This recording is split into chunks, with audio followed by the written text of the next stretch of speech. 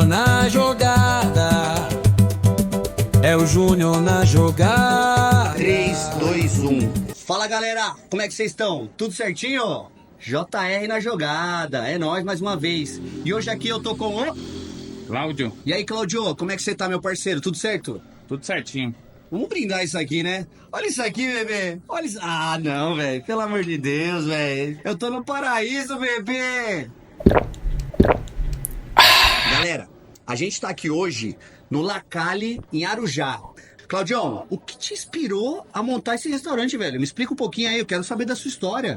Posso dizer que foi uma coisa meio... Não foi tão elaborada como a gente estava imaginando, assim. Foi uma coisa que foi acontecendo, né? Eu já sou adepto da cultura mexicana desde os anos 90, na questão cultural, o modo de se vestir, comportamento, né? Música. Com o tempo eu acabei conhecendo a culinária. Conheci um chefe, né? Aprendi algumas coisas, fazia em casa. Aí com a ajuda de alguns amigos a gente apresentou a primeira vez, né? Pro público. E aí surge o Lacalle. Até o nome Lacalle significa rua, porque a gente de fato começou na rua. Eu tinha uma Kombi, encostava no estúdio de tatuagem de alguns amigos que eu tenho aqui em Arujá, e aí a gente encostava ali toda quarta-feira e fazia meio que um happy hour apresentando a questão do burrito, quesadilhas, tá? E aí fomos indo, e hoje estamos aqui nesse espaço. Galera, depois vocês venham aqui conhecer Lacalle Cozinha Mexicana, aqui em Arujá. Agora, Claudio, como que você deu esse start pra você montar um restaurante? Eu não tinha isso em mente, foi uma coisa que foi acontecendo, e aí eu fui buscando conhecimento. Retornei com esse mexicano, né? Conversei um pouco com ele, ele me passou uma pequena receita de um burrito, algumas coisas,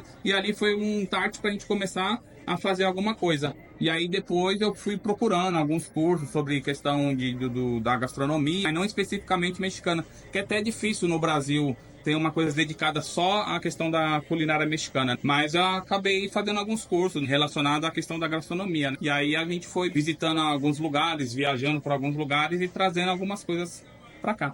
Mas aí você falou que conheceu um mexicano, me conta essa história aí, como é que foi você se apaixonar por uma cultura diferente, velho? O que me fez até levar aqui foi a questão do comportamento, a moda, hip hop na década de 90. Então a gente ouvia muito músicas da Califórnia, que tem a ver um pouco ali com a questão mexicana, comportamento. Então são duas culturas ali bem fortes. E ali, a partir do momento, o que me encantou foi o idioma, que é o espanhol. Bem parecido com o português, mas eu acho que ele tem uma coisa que atrai, mas no meu caso ele me encantou muito. Então foi um momento que eu comecei a aprender um pouco do espanhol, conheci algumas pessoas, nossos vizinhos, argentino, Chile. E aí comecei a ir para São Paulo e comecei a conhecer um pouco essa noite latina.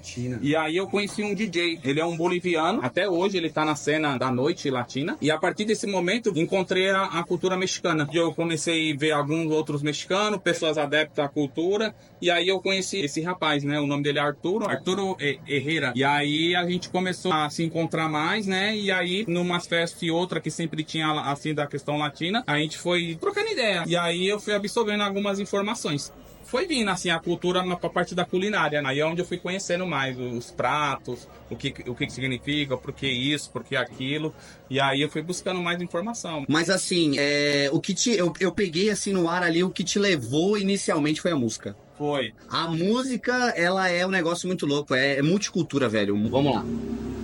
Olha as palavras aí, velho, olha as palavras.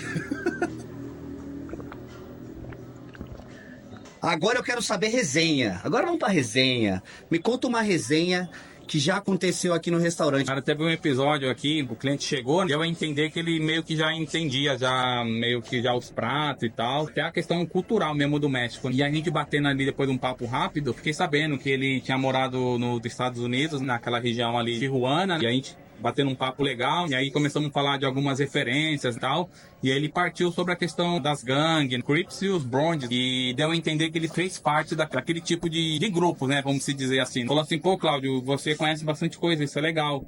Em especial, eu acabei aprendendo mais coisa com ele. Aí ele me mostrou a questão das tatuagens dele, que nos Estados Unidos, nessa região aí, quem tem uma tatuagem, quem tem um comportamento é que faz parte de um grupo. Você tem que saber com quem você anda. Eu achei bacana essa experiência, porque eu não ia imaginar uma pessoa ter vindo até aqui. E aí foi engraçado. E a gente comentando sobre a questão do espaço, ele falou, mas você tem alguns concorrentes aí, né? Aí ele me falou o nome de algumas redes grandes assim. Até brinquei com ele, mas eu não vejo como concorrente, porque eu não vejo essa essência, né? Essa cultura, eu não vejo estampada nas casas. Então, eu não vejo como concorrente. Galera, É sempre assim. A gente começa a bater um papo, o papo vai aumentando. Isso é resenha, velho. Quem gosta de resenha sabe como é que funciona. Começa falando de uma coisa e termina em outro lugar, velho. E aí ele me falou que também o que trouxe pra ele essa ideia do México, da cultura mexicana, foi o quê, ô Claudio? A cultura lowrider. E o que que significa lowrider? Na palavra, lowrider é andar abaixo. Mas, de fato, a cultura lowrider, ela é uma cultura de autoestima, da questão do povo, povo latino, que eu digo por fato da questão americana, né? Sim, sim. O México, ele faz parte ali da América do Norte. América do Norte. Mas ele tá mais com os latinos por causa do idioma, a sua cultura ancestral, né? Dos astecas, os maias. É uma cultura de resistência. E para você ver que hoje nos Estados Unidos, essa cultura ela difundiu assim, sabe? Ela tá muito forte. Hoje você vê em algumas séries, você vê em alguns filmes. Na questão do hip hop, o pessoal do hip hop abraçou isso, da questão da cultura negra também, nos bairros, nos guetos. Então eles trouxeram muito isso. Se você pegar vídeos do Dr. Dre, Snoop Dogg, enfim, do Ice Cube, toda essa galera, eles beberam dessa fonte. Né? Se você for ver os vídeos, clipes deles, você vai ver que está bem inserida a cultura lowrider. E lowrider, ela significa uma coisa de união, família. Aquelas bicicletas, né? Tem um esquema das As low bikers. low bike que chama aquelas bicicletas, aqueles carros baixos que pula. Também tem essa vibe, não tem? Vou pegar um aqui, vou pegar aqui. Aqui, galera, ó. Aqui são as miniaturas. O Monte Carlo, né? É o Camino. Todos esses carros são tipo icônicos para a cultura americana, né? São da Chevrolet. E são carros que o povo mexicano tinha acesso e customizava esses carros, né? E hoje eles são ícones. Se você pegar nos clipes dos carros, esses modelos de carros aqui, eles estão pulando. Tem aí tocando um hip hop forte, pesadão, de revolução. E cara, então aí a gente não termina nunca. Aí é papo é papo de boteca até Então o final. Foi uma cultura que eu conheci através de filmes da época da década de 90, da vídeos, né, do hip hop, mas em especial aqui no Brasil, acabei conhecendo também que aqui tinha uma galera também semeando isso, em especial o alemão, né, o Outra Vida, que é um car club, que ele preserva muito isso, a questão dessa cultura. Então é uma cultura que quando você vai tipo nos encontros, que aqui em São Paulo, né, e tem em especial, tem sempre uns encontros. Se vocês forem, você vai enxergar que é uma coisa bem família. Às vezes o pessoal vê o pessoal meio marrudo, né, com as tatuagens, tipo meio, fica meio assim, meio com medo, mas a questão posso dizer assim, é um encontro familiar. É um encontro de amigos, união, e igual como você falou agora, tipo uma resenha, você bate papo, conhece, é uma cultura bem forte. E como eu falei sobre a cultura lowrider, a gente falou da questão família, né, e assim, por trás do La Cali, eu tenho a minha família, tanto a minha esposa, como em especial a minha mãe, que é uma pessoa que trabalhou também no segmento da cozinha, então é ela que põe, como eu posso dizer assim, os pinguinhos nos hinos. Ah, vamos fazer isso e isso, aí ela pega e fala, não, vamos fazer isso e isso, aí dá certo. Claudião, vamos lá. Já peguei amizade, Claudião, pronto. Eu quero saber qual que é a diferença do burrito, da quesadilha e qualquer outro que você tava falando o nome? O tacos. Do taco. Conta pra gente qual que é a diferença, pros leigos, assim, pros leigos. Tá, o taco, eu posso dizer assim como fosse uma entrada, né? A base dele é o milho, né? Uma tortilha. Tortilha, quando eu falo, é tipo uma massa crocante. Vai lembrar muito a questão do salgadinho, todo mundo já conhece, em forma de U. E ele vem recheado, chama de parrilla, que são carnes em tiras, queijo, pico de galo, que é tipo um vinagretezinho, né? Um alface e um molhinho. Então ele é meio que uma entradinha ali. E o burrito, a base dele, aí que vem aquela questão que muita gente já ouviu falar, o Tex-Mex, versão tipo Tex, que é meio, vem do americano, região do Texas, que é o trigo. Então a tortilha é feita de trigo. E o burrito ele surge, vai a junção do trigo e o queijo. E aí tem essa fusão Tex-Mex. O taco é de milho e o burrito é de trigo. E a quesadilha, ela também é de trigo, e em especial o nome quesadilha. A palavra ela vem de queijo. Então é uma tortilha de trigo recheada de queijo. Bastante queijo mesmo. Que a gente adaptou, todo brasileiro a gente meio que adapta algumas coisas. Então você vai pedir uma quesadilha, você pode colocar carne, pode pôr frango. Eu acho que não só aqui no Brasil, ao redor do mundo também acho que já fizeram essa adaptação. Então ela vai também com alguns recheios. O burrito é como se fosse uma refeição enroladinha. Então vai os frijoles, então uma pasta de feijão, vai o recheio que você quer, se é carne, se é frango, carne de porco, né? E o taco como se fosse uma entrada. E em especial a gente prepara aqui o nosso guacamole com a fruta mesmo que é tradicional, que é o avocado, que é uma espécie de abacate. O pessoal fala que é com abacate, né? Não é? De fato, uma receita assim para você fazer em casa, você pode usar o abacate, não tem problema. Mas assim, como a gente tá servindo, né? Então a gente faz o guacamole com avocado. Muita gente tem da questão mexicana, aí que meio que fica na cabeça das pessoas é a questão da pimenta, né? Mas nossos pratos, nossos pratos não tem pimenta. O único que tem pimenta, de fato, é o chile, tá bom? Mas se você quiser uma pimenta, a gente coloca a pimenta. A experiência vai ser mais fiel. Você muda o prato se a gente pedir, eu não gosto de tal item. Sim, a gente tem ali no menu, vai ter a descrição ali. Aí na hora ali a pessoa ela pode dar, eu não quero, tipo, dando exemplo, um alface, né? Alguma coisa assim, uma cebola. Então a gente tenta tirar ali e a pessoa vai ter uma outra experiência. Como que você faz para experimentar uma receita nova? A gente tenta buscar o máximo possível da base, né? A gente sempre está tentando buscar uma avaliação. Em especial, a gente colocou no nosso cardápio, foi muito típico na Califórnia. A gente batizou ele como uma cidade da Califórnia, que é San Diego, onde tem uma dominância dos mexicanos. E ele é um burrito californiano. Ele tem aquela coisa um pouco mais americana, as batatas fritas, né? Um molho especial, o sour cream e o guacamole ali, eles estão também junto na receita. Que predominou bastante aqui, o molho é o chile, que a gente buscou também entender. A gente conseguiu chegar numa receita e é meio que um carro-chefe, né? Eu quero descobrir quando que é esse dia que ele testa o prato. Como é que você faz para testar um prato? Na verdade teve um que foi bem em especial. O nome dele se tornou clandestino. A gente pegou, fez a receita e aí, como a gente não tinha ainda no menu, então só aquelas pessoas mais chegadas e mais próximas, a gente começou meio que a oferecer.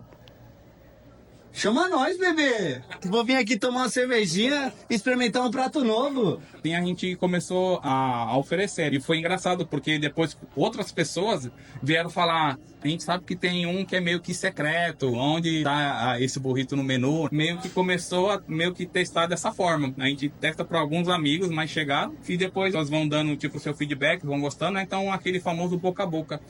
E aí a gente vê, pô, isso aqui ficou legal, então vamos introduzir no menu. Cara, agora eu quero que você me fale qual que é o prato mais famoso. O mais famoso é o burrito. Agora fala pra mim, porque nem sempre aquele prato mais famoso é o prato que a gente mais tem gosto ali de fazer, é o qual que te dá aquele carinho. De novo o burrito. Primeira receita, e burrito é uma coisa que eu sempre como aqui. Uma coisa que eu sempre recomendo e que eu como e adoro. Eu quero experimentar, velho. Traga ele pra cá.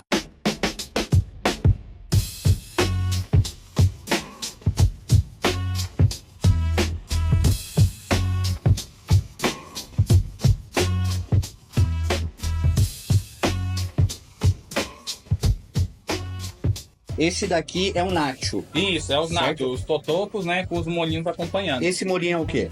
Esse molhinho é o sour cream. Sour cream. Ele vem o quê nele? Creminho azedo. Creminho azedo? Creminho azedo, né? Ele é uma base de creme de leite, né? Como é que eu posso dizer assim? Limão e sal. Aí ele tem um tempo de cura, né? Um tempo de cura, pelo menos 1 ou 2 dias assim, pra dar tipo ele vira tipo uma coalhadinha, sabe? Muito bom, muito bom. Esse é o cheddar, né? Esse é o cheddar comum. Esse daqui que é o... Nossa, é diferente, viu? O cheddar é diferente? Diferente. Caraca, velho. Ele falou que o cheddar é diferente. Agora eu fiquei... Caraca, velho. O gosto... Realmente ele é mais profundo. Não é aquele gosto mais raso de cheddar, sabe? Ralo. Sim. Ele é um cheddar um pouco mais grosso, galera. Pô, gostei pra caramba. Esse daqui é o famoso... Guacamole. Guacamole. Vamos lá, galera. Ó, eu particularmente não sou muito fã do abacate. A fruta mesmo ali eu às vezes evito. Mas vamos experimentar. Porque aqui a gente tá na loucura. Vamos que vamos.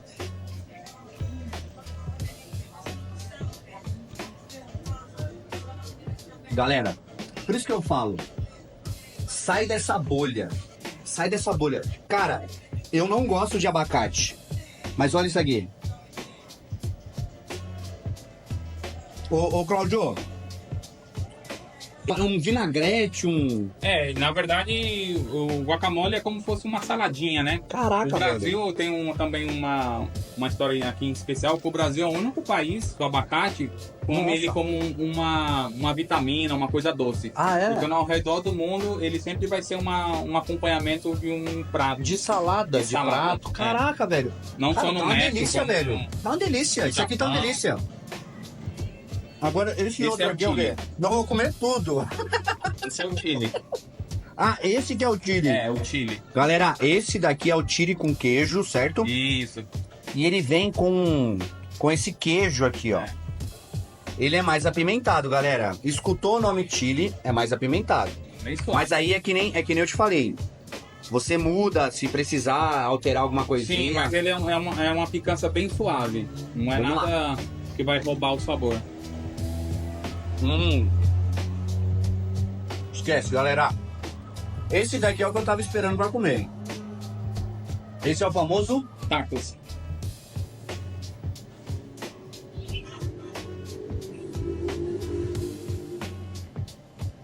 Esquece. Maravilhoso. Esse daqui, Claudio, é qual? Quesadilhas. Quesadilha. Muito bom.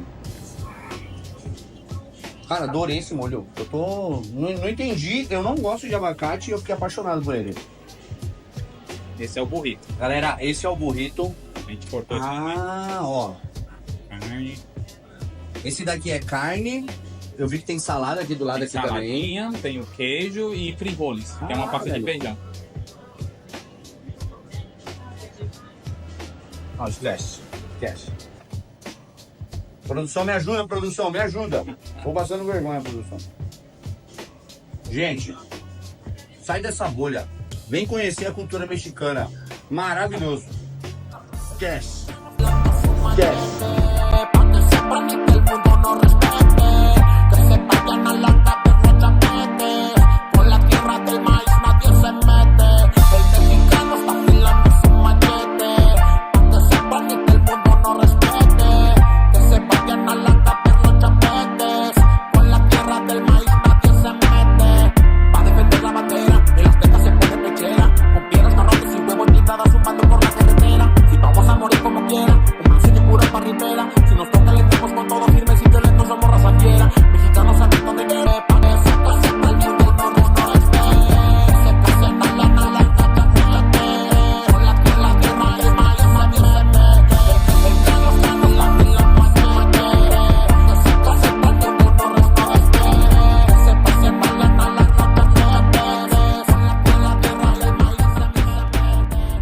Me enganar, hein? Galera, sai da mesmice. Sai desse mesmo. Vem comer um negócio diferente. Vem comer um restaurante japonês. Caramba, vamos lá. Oxi. Vamos de novo. Ah, eu não sei como que é um restaurante mexicano. Cara, vem, experimenta, pede um dia, vê com você. O que a gente fala que eu também não vou lembrar agora, mas é desculpa. Sai dessa bolha, velho. Eu não sabia nada. Eu descobri que nada sei.